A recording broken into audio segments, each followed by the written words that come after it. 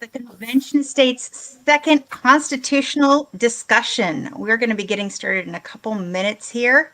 I'm going to give you a couple minutes to join in, log in, get ready. If you need some coffee, stay up, go ahead and get it. We have a VP debate tonight. So if you are joining us for your pre-VP debate entertainment, we thank you.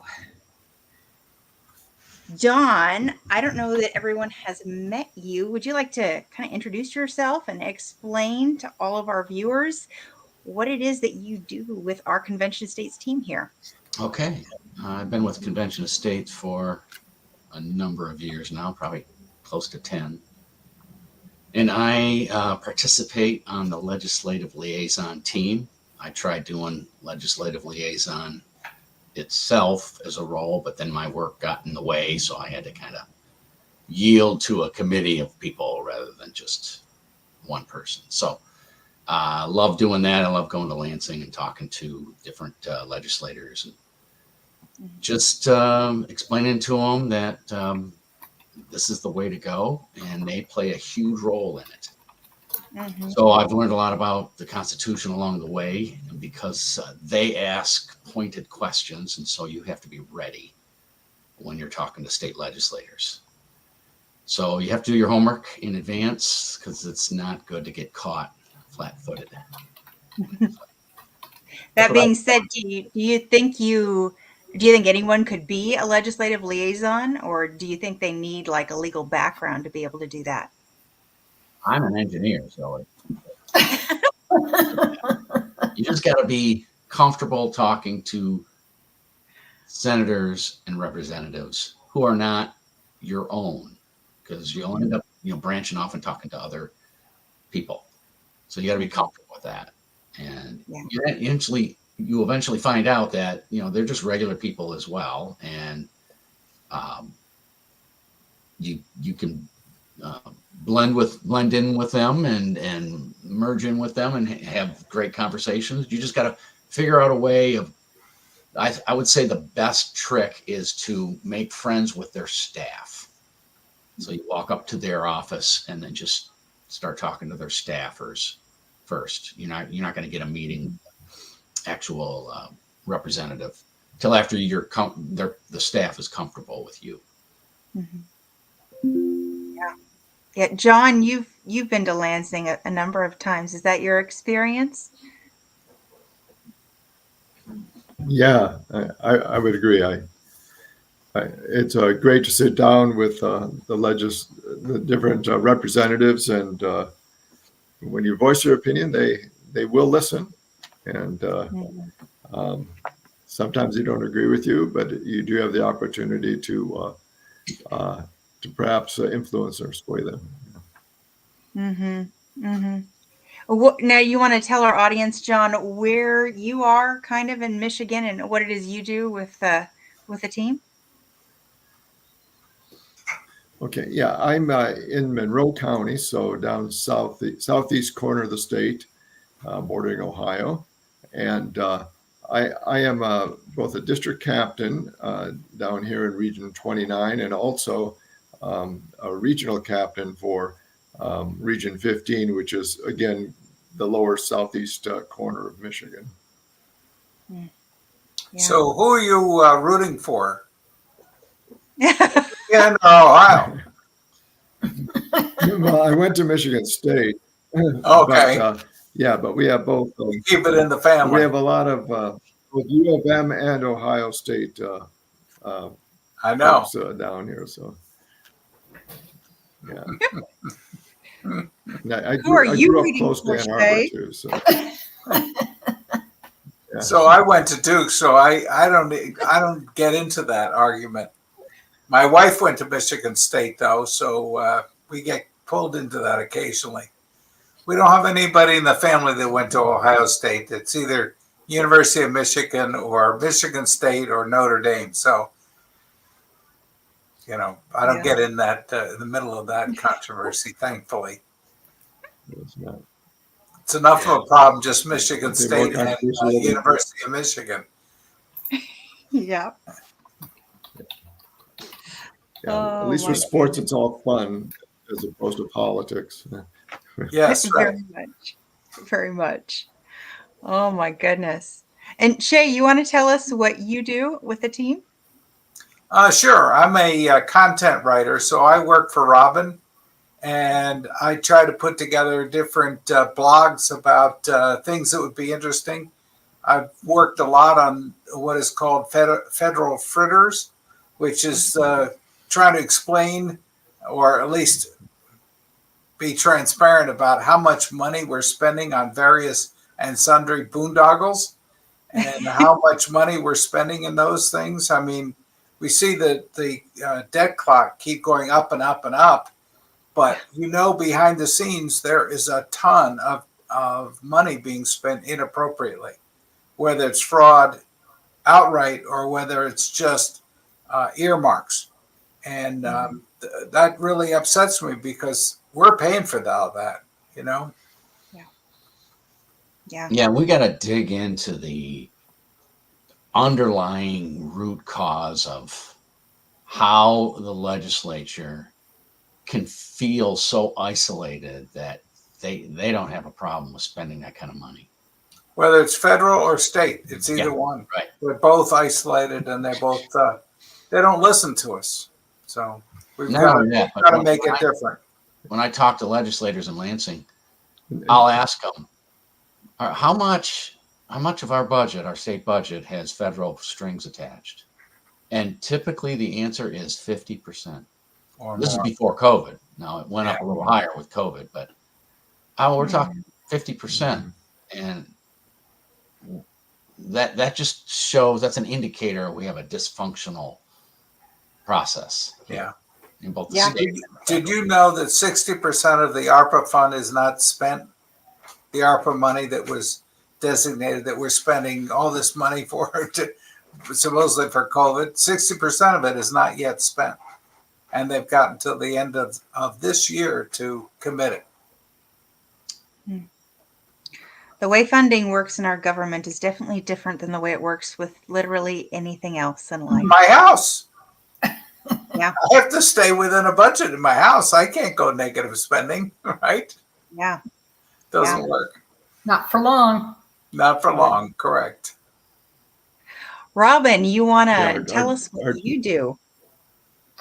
Sure. I am the state communications coordinator. I've been on board for about 3 years. And what that means is that I've got a team of wonderful people, including Shay, several other writers, have some social media folks, videographers, and we develop content for messaging for all of you. Mm-hmm. And do a right good job of it. Oh, thank you. I'll say so myself. Thank you. And with that, I get to bow out now because I'm going to go work behind the scenes and let you all have a conversation. I'll be here if you need me when you call. All right. Thank you, Robin. Okay. Well, it's 8 minutes past the half hour. Let's go ahead and get started. So this is the second constitutional conversation we're going to have. We're going to be going over Articles 2 and 3. And the way this is going to kind of work is we're going to go through the articles section by section. We'll kind of talk about generally what the article is covering. We're not going to go word by word because we don't have that much time. We're only going to keep you here about an hour, but we will be discussing it and then we'll kind of talk about its relevance, how this is affecting us right now. And if you have comments or you have thoughts, please shoot those in the comment section. Robin will make sure we see them. And we would love your input. We would love your questions and comments. All right. So without further ado, let's jump right into Article 2, Section 1. Now, with Article 1, we were talking about Congress. And of course, we've got our 3 sections of power. We've got Congress. We have the executive branch, which is the president, vice president, and then we have the judiciary. So Article 2 will be the president, the executive branch, and then we will jump into Article 3, which will be the judiciary. So Article 2, Section 1 is really covering how a president will be elected, which brings us straight into the Electoral College conversation, because it says that the president shall be elected. He'll hold office for 4-year terms. And he'll be elected together with a vice president. And of course, not being elected directly by the people, even though we all vote for president now, but he's actually being elected by the Electoral College. So that's kind of an interesting thing. Don, do you kind of want to, because this has also got amended, what Article 2, Section 1 says, did get amended by the 12th Amendment, I believe. Do you want to kind of walk us through the Electoral College process, how all that works? Well, before we do that, I was hoping we would go and just try to remember what motivated the framers for this section in the first place. Mm-hmm. If you remember your history, there was a point in time where most free governments just could not deliver as far as any type of separation of powers, how they could gather power in a single executive, either through one person or a committee or a mob. It just didn't turn out well. The framers studied about 5,000 years of civilizations and all the different kinds of governments. And, that it just makes you wonder if they would, how they came up with this in the first place. But they probably were overwhelmed with the different complexities of what it takes to have an executive branch.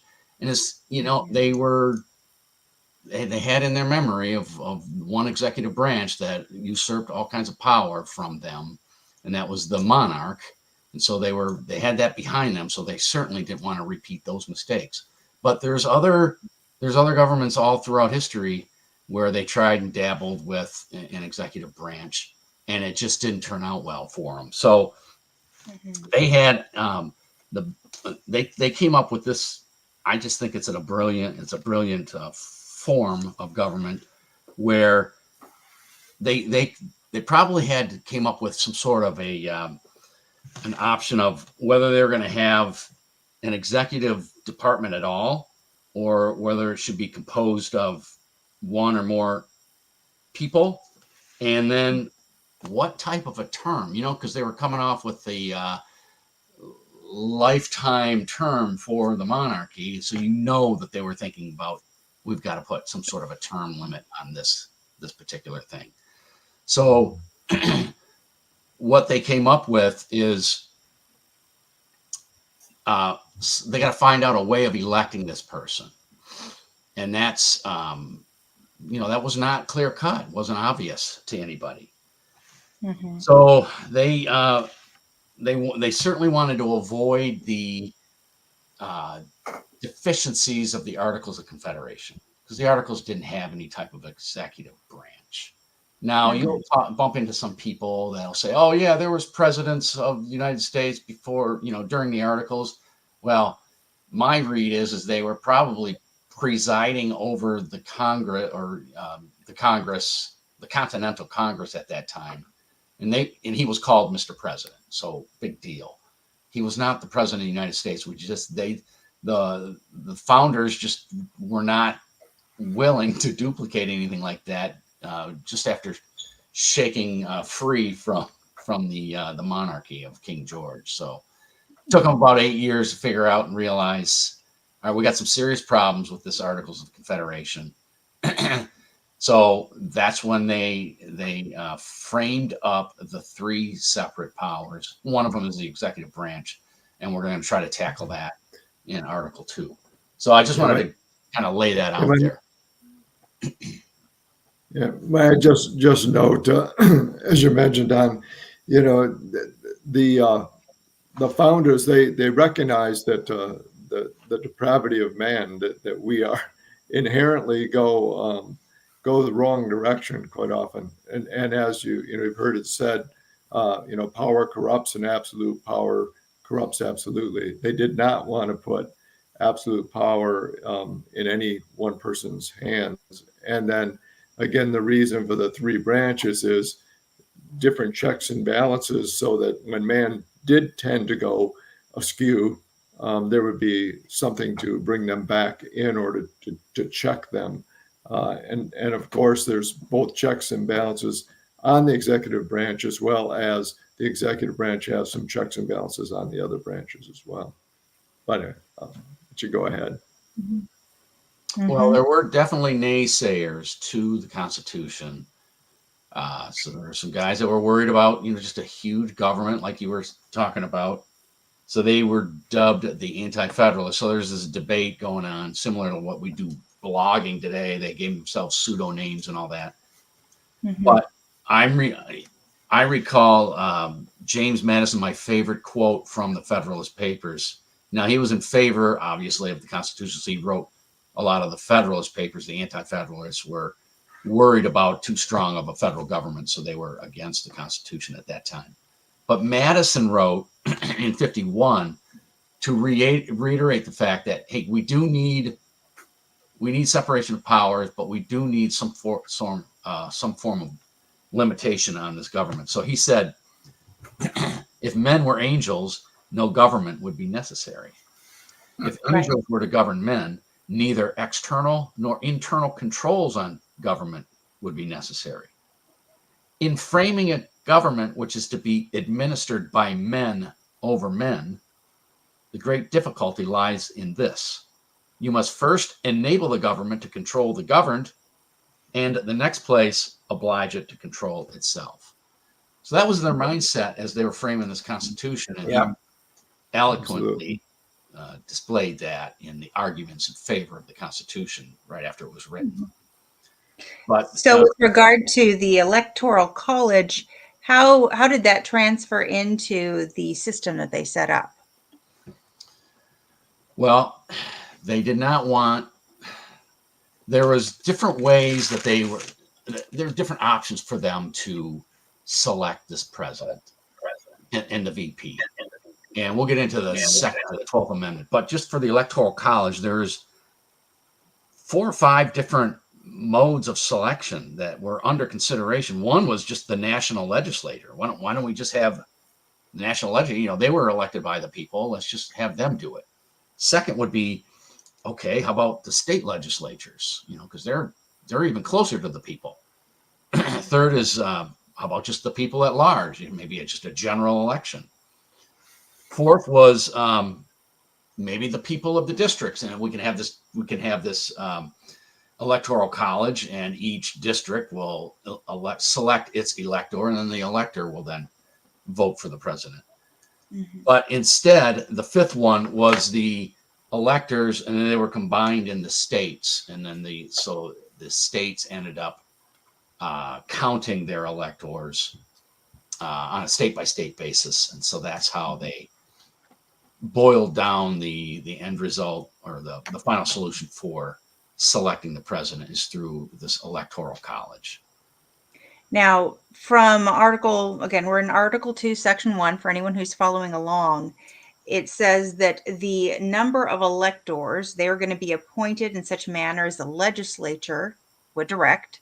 So the state legislature was going to, at least I interpret this as being the state legislature. Would you agree with that, Don? Yeah. So the state legislature gets to decide how electors are going to be selected within the state. Exactly. And then the quantity of electors is equal to the number of senators and representatives that we all have representing us in Congress. So states that have more, obviously we all have the same number of senators, if you remember back to last week, but we have different quantities of representatives. So when it comes to these electors, some states are going to have a much larger number of electors, and some states are going to have a smaller number of electors in equal proportions to what they have representing them in Congress. So there was a push currently to just move to a popular vote, and why, as you mentioned, that's one of the options they considered, and why not just have the people elect the president and vice president directly? And I found a quote in Federalist Paper 68, which was written by Alexander Hamilton, and it gives a little background on this. You know, the problem with the people is the people can be easily swayed, especially by a particular event, and they tend to act in mass and not always making wise decisions uh, because of the reactionary nature of a body of people. So this is what Alexander Hamilton says. He says it was desirable that the sense of the people should operate in the choice of the person to whom so important a trust was confided. This end will be answered by committing the right committing the right of the making. It's not any pre-established body, but to men chosen by the people for the specific purpose and for the particular conjunctures. So, in other words, the people are to select those who will be making that decision. It says it is equally desirable that the immediate election should be made by men most capable of analyzing the qualities adapted to the station and acting under circumstances favorable to deliberation, and to a judicious combination of all the reasons and inducements which were proper to govern their choice. A small number of persons selected by their fellow citizens from the general mass will most likely possess the information that discernment requisite to such a complicated investigations. So in other words, they wanted people who were very knowledgeable about the issues. They could make a wise decision, a thoughtful decision, and not just the random will of the masses. So, you know, today we tend just to say the popular vote drives the decision of the Electoral College. Well, they didn't feel that was always that wise. Well, and we have, I guess we should kind of follow through. So the Constitution says that the legislature will determine how the Electoral College will be selected, and then you'll have X number of selected electors from each state. They'll meet in that state. They will vote. Their votes will be sealed up. They will be sent to Congress, where at a given day that will be appointed, I believe, by Congress, everyone will come and all the votes will be opened. They will be tallied, and the person with the majority will become the president. And of course, when they're voting, they're not just voting for the president, they're also voting for a vice president. And then it has stipulations on, well, what if there's two people who get equal quantities of Electoral College votes? And it explains what the process will be then. And the simple answer is that the House of Representatives will then vote to elect the next president. And in that situation, though, each state will get one vote, which I thought was very interesting, that they were no longer weighted in that situation. Now, it's a little bit different now because we do actually vote for the president. So I think there's this concept that we actually have popular vote on some level. But in reality, when we're voting for president, what you're actually doing is voting for electors that will vote in your state. Do you want to elaborate on that, Dawn, in any way? Yeah, so the Electoral College was supposed to be a body of distinguished citizens. And so people were not really voting for the president. They were voting to see, you know, who do they trust the most when it comes to them selecting the president. But it quickly evolved away from that. And I don't know how else they could have resisted that, how the framers could have done it any differently. It's just the nature of the beast of how states behaved. And the states eventually grabbed, these are the different legislators, and independently, they just sort of gravitated towards winner take all.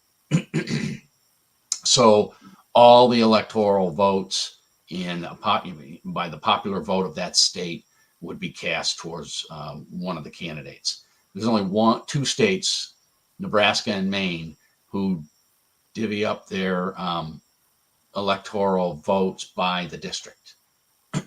And then there's two for the senators. Those two go to the popular vote of the state. So there's winner take two, and then each district gets one. Other than that, every other state, all 48 states, do the winner take all. And it's just, I don't know how. I know Michigan for a while there at the turn of the 19th or 18th into the 19th century, we had split up and divided up our votes as well. And then some Supreme Court case kind of ruled that, and so that we just kind of did away with that, and so now we're in with the rest of the pack. But that is an internal Michigan issue, right? So technically, that is something that within Michigan, if we wanted it divvied up again, we could go within our own legislature here and address that issue. Yep. And I just don't think that that's going to be popular with any state. In fact, Nebraska is this close to changing the way they do that. Maine missed the boat because they have 90 days and they missed the 90-day window for the presidential. But there's a lot of pressure on these states to do winner take all. So if we were to do anything, it would have to be an amendment to force all the states to split them up. And I don't think that's going to happen. It's an interesting concept because, you know, they talk about the swing states, right? And Michigan, of course, is a swing state, and it's so valuable because we have X number of electoral college votes. But it's because winner takes all, right? It's because we're not divvying up the portions of the state that will vote for one candidate versus the other candidate. And that really changes the dynamic. I don't know how much it actually changes the outcome, but it definitely changes the dynamic probably of the way people see states and the voting within states, I would assume. What do you think? Well, that Hamilton Federalist paper I kind of drew from that, where it just seemed like the framers were structuring this new government in a way that they did not want mobs and mobs of people voting for a single office. So that's why they had the Senate originally elected by the state legislators. They did not want a statewide massive mob of people voting for a single person. And then they split up all the districts in each state so that you have smaller groups of people. So the key, because they quoted that, Hamilton said that there'd be just too much pressure, not enough deliberation, too much popularity, popular pressure to go one way or the other, and with mob mentality, and you don't get a quality vote, you don't get a pure vote results from that. So that's why they came up with this ingenious idea of an electoral college. We just maybe have to figure out a way of putting in some road guardrails to keep it from going off the intended path of what the framers wanted. And they did not want a mob of people doing that. So if there's a chance that this national popular vote is going to catch a wind, then it will cause the dynamics of campaigning where the candidates will no longer consider battleground states, and they'll just go to battleground cities, which are the big popular cities, and you'll see a drastic change in the way the presidential elections behave. So let me ask all of you then, do you think that as citizens, we would have better representation in the selection of a president under the Electoral College or under a popular vote? Because you would say, well, popular vote, we all have a say, right, directly, as opposed to this person in the middle coming in, and depending on how your state goes, you know, so maybe you vote for one candidate, but your state majority electoral votes go to the other one. And so you end up, you know, your vote doesn't actually go towards that candidate. Do you think you would have better representation then under a popular vote than an electoral college? What do you think? I'm always in favor of the way the framers broke it up and compartmentalized everything, because if you just group me up in the whole state of Michigan, why do that? Why not just group me up into the whole country? I remember talking to some guys who were interested in, this whole district thing is archaic. We should just get rid of districts and have our own, have a pool of candidates for a state, and not have them stuck into a particular district. Because, hey, we're modern technology now. We talk to our friends and neighbors across the internet. So look what we're doing now. We're in different cities. And so he was arguing, these guys are arguing in favor of just doing at-large districts, or just at-large voting for, let's see, Michigan. What do we got? About 12 or 13 representatives. We just see 13 names on the ballot, and then everybody across the whole state gets to pick, and the top 13, the top vote getters get it. And they're not adhered to any district at all. And that's kind of what it would be like if we That's exactly what it would be like. Yeah, exactly so. So our little district up in northern Michigan wouldn't make a difference. That's right. So, and I think that's what's going to happen if you went with popular vote. And what some people are doing is that means that my vote doesn't count as much as a populous area. I think you mentioned some of the cities on the West Coast, for instance, or in New York.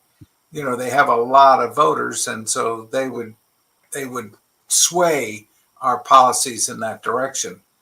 And personally, I like the fact that our vote in Michigan means something and can be a swing vote, if you will, but it's important that a president understands where we're coming from, and that the way for him or her to understand where we're coming from is to be elected by us.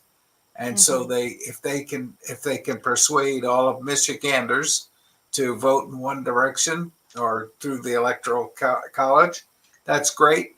And then that means that our votes are heard. Yeah, I personally would like to see it go back to the way it was intended originally, with each elector, having a vote, not the whole state going with the majority winner take all. Like you were talking about, break it up. Yeah, I think that'd be a more representative of the actual people's will than the way we. So the way Maine's doing it. Yeah. Maine and Nebraska. 2 senators are state, and otherwise it's by district. Yeah. Now, so ultimately, implement some sort of a constitutional amendment, because each state. So ultimately, the original system with the electoral college, in its own way, it was put in place to preserve the minority voice, whether that's minority area, minority, it's Michigan's voice. Yes, the Michigan's voice. I mean, because if you go to a popular vote, you're essentially going to have a few large I mean, I grew up in Southern California. It's a huge, populous area. I mean, Southern California would have pretty much far more say than the significant percentage of the Midwest, right? Yeah. I mean, who's going to go to the Midwest and even campaign when all you got to do is go to Southern California, go to New York, maybe go to Florida? You can pick your 4 or 5 places and just go those places, because there's such a large number of people in that small space that you can just ignore the rest of the country. Versus the Electoral College does actually lend some relevance to areas that have a lower population count. So you don't end up living in a country that is solely representative of a few population centers. Right. So it's interesting. They were very thoughtful in the way they did it. They were. All right. Well, let's keep going, because we've got a bunch more to get through. So did you have something, John? Can I mention one? Yeah, one more thing. Something I think is kind of fun is that in the original intent was that the the president and the vice president would actually be voted, would be elected individually, and that is the person that got the second most votes became the vice president, and that Yeah. was of course changed with the 12th Amendment as well. But how would that go over now if say Trump became president and Harris became vice president, or vice versa? That'd be Well, that would interesting. probably Maybe it would help us actually. election because Yeah. Adams was running against Jefferson, and they kept coming into a tie, and they had so many revotes. It was kind of embarrassing for the country to have them witness this. So that's why the 12th Amendment came into place, because of that 1800 election. Well, in its own way, I suppose that would balance the power more in the country, huh? If you did it that way. Well, Lincoln, Yeah, when maybe he it- had his cabinet, he had members from all different parties represented, and they'd fight it out apparently. So I suppose that would be what would happen here, huh? Well, if you don't have some good discussions in a representative government, you're not doing it right, right? You talking about free speech? Yeah. Yeah, exactly. Exactly. All right.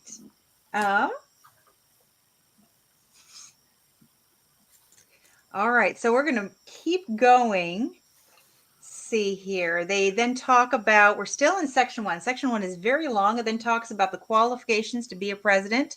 The main ones are you needed to be a naturally born citizen and 35 years old and have been a resident for 14 years.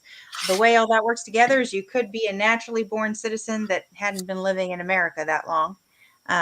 So that's the reason why they had 14 years on there. Let's see here.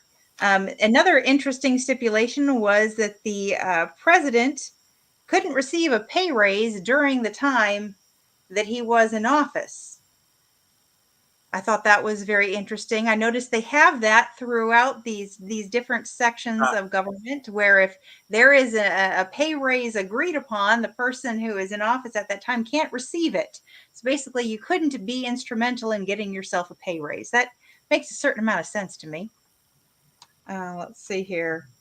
And then, of course, they have the oath of office where the president has to swear to preserve, protect, and defend the Constitution of the United States. Is there anything else in Section 1 that you guys feel is important to point out? Is that where they say that you have to follow the laws of the land? Let's see here. It does say that somewhere. Yeah, I don't remember whether that's section 1. I thought it was. Yeah. He does have to swear to faithfully execute and do his best in that regard. Let's see here.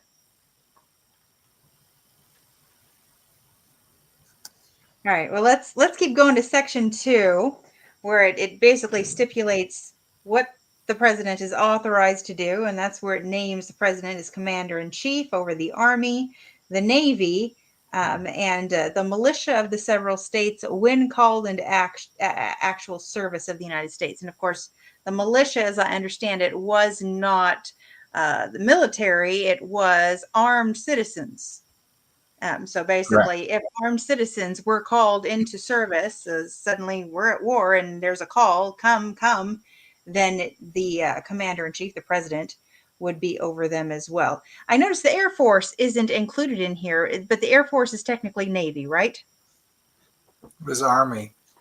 Army, excuse me. It came Thank you. out, Oh yeah. my goodness. How Yeah. embarrassing. Yes. All those people in Southern California are shaking their heads. Like, how could you get that wrong? I've been away too long. Okay. All right. Let's see here. All right. And then, of course, he has the power to make treaties, appoint ambassadors, that kind of thing. And the president really has the authority to appoint a lot of different positions or to put people up as an option for Congress to vote on for different positions like Supreme Court. I think there's approval of the Senate. Right. It's I think this is another example of that balancing of power where you have the executive, they can put forth the name, but it's the legislature, the legislature that gets to actually decide yes or no. That's I love the way they intermixed all of these things. Yeah, but the executive branch clearly was important for international relations and both in setting the ambassadors or recommending the ambassadors, as well as just dealing with the various heads of state. Mm-hmm. The other two Yeah. branches really don't have that. Yes. Yeah, I would say that the president definitely seems to have predominantly international affairs is through the executive, more so than anything else. It's very much the executive branch's shtick. So, yeah. And then section 3, we'll just keep going here. I love how they start right off with State of the Union, where they basically establish that the president, from time to time, can give to Congress information on the State of the Union, and recommend things for consideration, all that. I have to say that personally, when I read this, I thought that doesn't sound like State of the Union as we know it today. What do you guys think? Well, it was just a report. It didn't have to be a speech. I don't think it was a speech until later on, and it became more formal. Mm-hmm. It almost seemed like your annual meeting of, I'm going to give you all the details, and so we're all on the same page. And now it just seems like a lot of pomp and circumstance, regardless of who the president is. I'm not making fun of anybody, That's but it right. just seems like that's what it's become. Is it's a go get 'em speech, and whatever the current political whatever it is, they're going to talk about it. I don't know, that just doesn't seem like what it was originally intended to be, but so it goes, right? Well, he's supposed to recommend to their consideration such measures. So that's Mhm. what they do now. Yeah. True. That's true. Now, it is interesting. It goes on to say that in extraordinary occasions, and again, here we see the crossover of the branches, the executive, the president can convene both houses of Congress, or again, they're thinking ahead. They can choose to convene just one at a time if the two aren't agreeing with each other. And I thought that was very interesting that they gave the president. I know our governors can do something along those lines. They can convene the legislature outside of the normal session. And so I think it's very interesting that they set in place that the president can do the same thing. And in actuality, it probably was the other way around. Probably Right. the states is based more off of the Constitution. But yeah, very interesting how they can balance each other out that way. Yeah, in my lifetime, I don't recall that ever happening. I'm not sure if it has happened in the history of our nation or not. Yeah, we need a historian to be able to comment upon some Yeah, of these. really, if that ever happened. Yes, yes. Oh, here you go. It says, he shall take care that the laws be faithfully executed. Maybe that's what you're Okay. thinking of. Yes, that's exactly the phrase. There it is. There you go. Now, section 4 talks about the removal of a president and via impeachment, which we talked about last week when we talked about impeachment at some length, because of course that is in the realm of the House, and then of course the Right. trial is in the hands of the Senate, overseen by the head of the Supreme Court. But I think it's very interesting here. It just hadn't dawned on me that you could also impeach a vice president. Just because that's never been a thing that I've heard being a thing. But it is written right in here, and it makes sense that, for convictions of treason, bribery, or other high crimes and misdemeanor, you can impeach a vice president or a president. Has anyone heard in our history of a vice president being impeached or an attempt to impeach a vice president? Wait, did you see the other part of that expression that says the president, vice president, and all civil officers? Yeah, because they're not elected. All right. So that's So gotta be the proven. impeachment applies to more than just the Yep. president and vice president.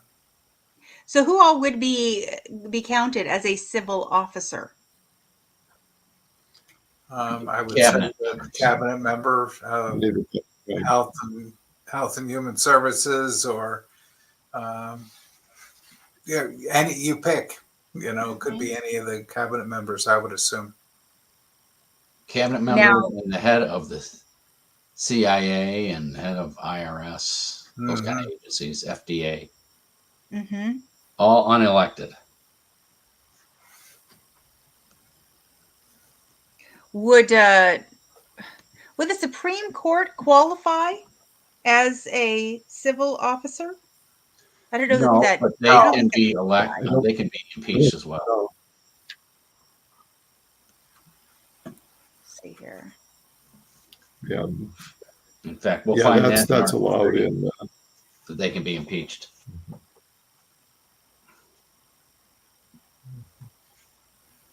Okay, so Robin is Yeah, working but for they us aren't behind considered the officers. scenes, and she has sent me a Wikipedia page, and there were discussions. Let's see here. In April 2007, United States Representative filed impeachment resolution against Vice President Dick Cheney. Well, And there was also a resolution to impeach Kamala Harris. I just need to pay more attention, apparently. Right. Goodness. Very interesting. Learn something new every day.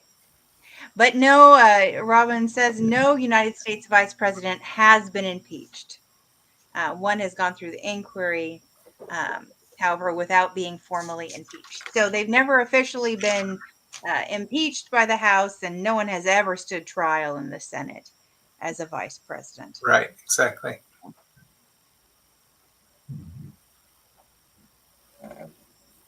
Section 4. I see.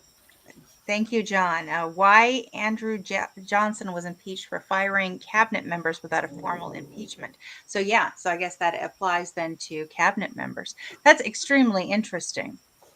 I'd always, you always hear impeachment and you think president. I'd never really associated the word impeachment, maybe it's just me, with other positions. Maybe because they're just not as flashy, That's it. All right. Well, let's move on to Article 3. We're getting close to the end of our time. Want to make sure we get through it. Article 3, we're moving into the judiciary. We're talking about where the judicial power will be. And of course, that is placed in the hands of the Supreme Court, as well as the inferior courts. All the courts come under the Supreme Court, which it stipulates, I thought it was interesting, that Congress, of course, can from time to time ordain and establish. So Congress has the authority to make more courts as needed. And I'm sure they've done that many times over our history. And the judges are to hold their positions during good behavior. I thought that was also interesting. Right. That's where And they impeachment comes in. Yes. And they also, like Congress and like the president, are supposed to be paid. And I thought it was interesting, though, unlike the Congress and the executive, where it says they can't get a pay raise while they're in office, it actually says for the judges that their compensation shall not be diminished during their continuance in office. So rather than saying that they can't get a pay raise, it says that they can't get a pay cut. But they have life terms, so you can understand that somebody would push them out if they tried to reduce their pay, right? Good And point. this is one a, way to get rid of them. a guard against that. That is an excellent point. Excellent point. All right. So then we move on to section 2 of Article 3, where it's basically talking about the authority given to the judiciary, which things fall under their jurisdiction. And it's basically everything. But for certain specific cases, especially those affecting ambassadors and public ministers and consuls, and those in which a state is the party, they give jurisdiction to the Supreme Court first, versus most other cases, they start at the lower courts and work their way up to the Supreme Court as necessary. So that was an interesting bit there. Do you think that go ahead, John? Say, although the Supreme Court was not given jurisdiction over cases that happened within the state itself. So again, only on a national basis, or when it's states specifically against state against state or state against citizen group. Mm-hmm. Yes. Or citizens in different states. So an interstate type debate type thing. Right. So why is it important for the judicial branch to be independent? Well, you don't want the same person accusing you deciding on whether or not you're guilty, right? Exactly. So I stumbled on this Montesquieu quote. There is no liberty if the judiciary be not separated from the legislative and executive powers. Nice. Just like you said. Because didn't the king choose his judges? Control Didn't everything. Hitler choose his legal staff, judicial branch? So we're talking pure tyranny when you can't separate the judicial from the executive. Yes. 100%. Yes. Now I don't see, and maybe one of you noticed and I didn't, I don't see as clear a process given here for the removal of a judge, although it does say that they shall serve during good behavior. Right. So that implies that they should not serve during non-good behavior. But I don't see it spelled out what you do if they're not behaving. Did anyone else catch that? I think it's pretty much understood that they can be impeached. Although I'm not a historian, but I think Supreme Court justices can be impeached. It's one way of getting rid of them during bad behavior. Well, it's possible that it can be done and just hasn't been done. Obviously, there's various things in the Constitution that's true with. But it's certainly been applied at lower courts. We've seen that happen, where bad behavior results in the judge losing their judgeship. Yes. Now, of course, all of this is dealing with federal court system. So there's two different court systems in our country. There is the state level court system that works its way up to the state Supreme Court, and there's the federal court system that works its way up to the federal Supreme Court. Robin has a note for us. She says the Constitution states that justices shall hold their offices during good behavior. This means that the justices hold office as long as they choose and can only be removed from office by impeachment. The only justice to be impeached was Associate Justice Samuel Chase in 1805. Interesting. So it's happened. And that came from the SupremeCourt.gov. They probably know what they're talking about. Exactly. Very, very interesting. So they can be impeached. So maybe it's they do fall under that civil office holder. What's the definition of a civil office holder? Yeah, that's a good question.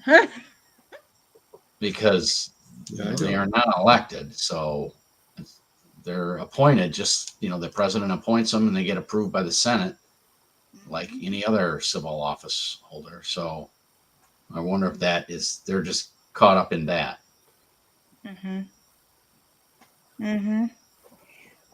Well, if you want to look into that, I'll move on real quick to section 3, Well, which really is, before you get there, there's an important yeah. piece in here. If you look at that last paragraph of section 2, that's the trial by jury requirement. Ah, yes. And that's really important to understand that that's really part of the founding fathers' thoughts, that we Mhm. need to have a trial of our peers. Mhm. Sorry. Well, and not only of our peers, but it stipulates the trial has to be held in the state where the crime shall Yeah. have been committed. I feel like that's not always the way it's done anymore. Right.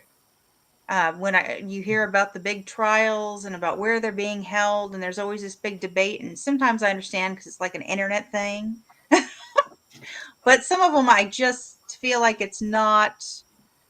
It's So, not. there's a term for that.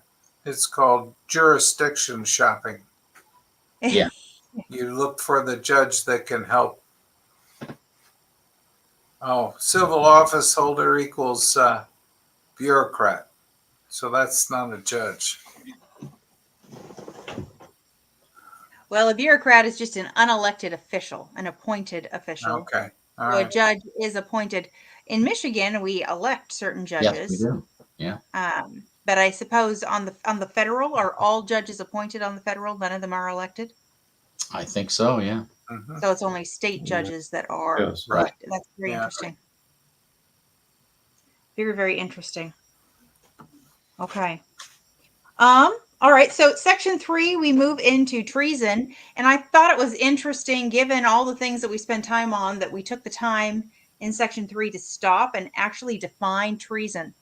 That was a thing. I mean, I suppose it makes sense when you consider the historical background of this document being written, where there was this huge fight, and you of course had people in the colonies that had become states that were fighting or sympathetic at the very least to Britain. So this I suppose would have been quite the thing at that time. And it basically defines treason against the United States. It says it shall consist only, and it's really limiting it here, only in levying war against them or in adhering to their enemies, giving them aid and comfort. So if you're going against the United States, that can only be either levying war, adhering to enemies, or giving their enemies aid and comfort. You couldn't define anything else Mhm. as treason. And I'm assuming that means that you could not define someone who spoke on behalf of Britain during the war or argued against, say, the Revolutionary War as being treasonous, because I'm not seeing that in that description. So they really cut a line there in the sand Right. and said For sure. there were actions that had to be involved here. And furthermore, you couldn't be convicted of treason unless you had 2 witnesses of the same overt act. So it couldn't be like we saw one person saw him do this and another person saw him do that. You had to have 2 people who said we saw the same thing that was treasonous. So they really were like trying to cut down, I think, on the amount of turning on your neighbor that could happen Yeah. with regard to this whole situation. Mhm. It's interesting.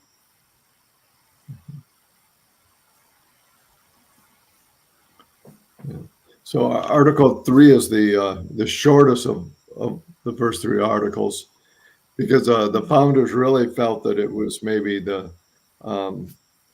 least chance of something going wrong. That is, they had um, they were given the least amount of power, you might say, or least amount of influence. At least that's what they thought. However, today the Supreme Court has a huge amount of influence, and throughout history, because of their interpretation of what the Constitution means, they've really had a huge influence on our nation and the direction it's gone. Mhm. Yeah. Yeah. Well, I'm sure we'll get into that more when we get to Article 5. But yeah, Yes, absolutely. absolutely. John. Yeah. Yeah. All right. Well, any other thoughts on Articles 2 and 3 before we close? Well, Just I think that the interesting thing is that the three of them together, set up our system, and there it is. We got the balance between these three different organizational elements, and it's been defined by these folks because they've done, like you mentioned, the study for years of all these different other government approaches, and this one seems like this does the best of everyone, and it takes the three different balancing to happen, and that's really I think that's amazing. Just the fact that those first three sections, basically, our articles talk that through. Mm-hmm. yeah, it makes you wonder if the framers used any biblical foundation for the three branches.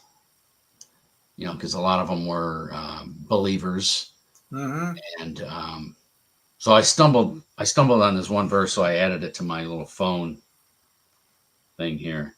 It's Isaiah 33:22, and it makes you wonder if the framers had this in the back of their minds when they were trying to fashion the Constitution. It says, "For the Lord is our judge, the Lord is our lawgiver, the Lord is our king. He will save us." So it's right there.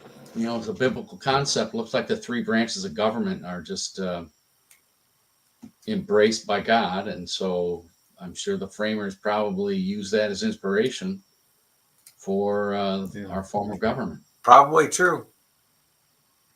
Yeah, and I know John Jay, the first Supreme Court justice. Well, who's the head of the Supreme Court? I can't remember anyway. The head justice, Chief Justice of the Supreme Court. Yeah.